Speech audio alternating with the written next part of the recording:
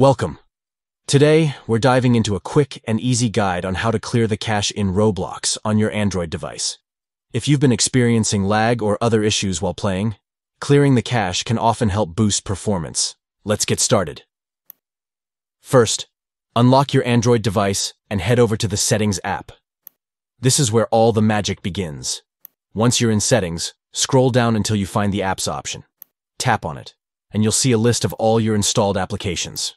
Now, locate and tap on Roblox. It's usually listed alphabetically, so it shouldn't be hard to find.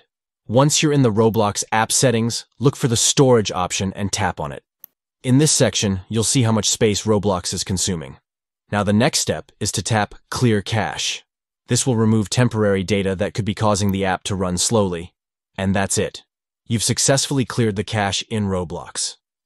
Restart the app for the best results, and hopefully, you'll notice a smoother gaming experience.